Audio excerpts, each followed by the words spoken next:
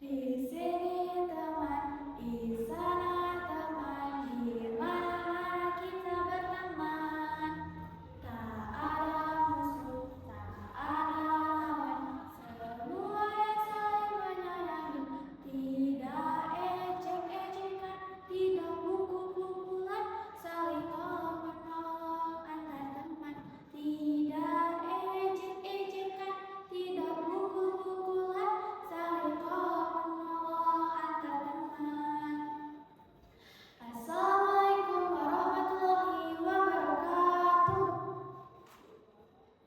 Halo semuanya, perkenalkan nama saya Sandra Nabila Aditya dari SMPN 1 Atap 1 Langkat Banjar. Saya akan membawakan sebuah cerita yang berjudul Kancil, Kera, dan Jembatan, karya Sinta Sinti Sakitjo. Di sebuah desa ada dua sahabat yang sangat terkenal. Mereka adalah si Kancil yang cerdik dan keras kepala. Kancil terkenal dengan akalnya yang luar biasa, sementara Kera terkenal dengan tingkah lakunya yang lucu.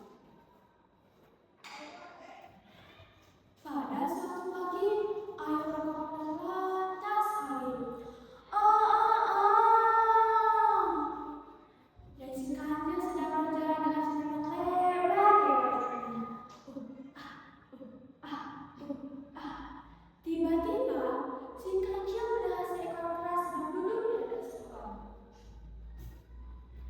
"Hei kera, kenapa kamu tidak turun dari dalam itu? Nanti jatuh loh."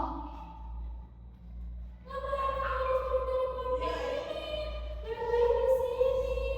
Enak, makan pisang, sumber kebahagiaan hidup pokoknya." "Kera, ada yang lebih penting daripada pisang. Kata teman-teman di desa, katanya ada sudah berdua, sehingga tidak ada jembatan yang aman untuk menyeberang di sana." "Jembatan? Kalau itu sih aku jadinya. Bagaimana kalau pasang ini kita jadikan jembatan?" "Serius kah? Emangnya bisa dijadikan jembatan?"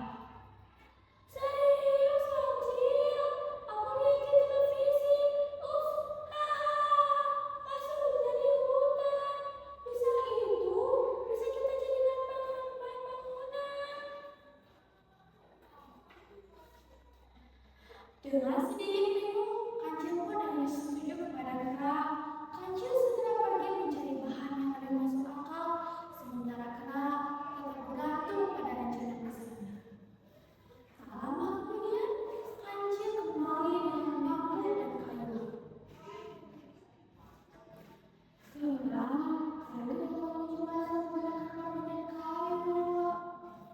"Ngapain Kancil?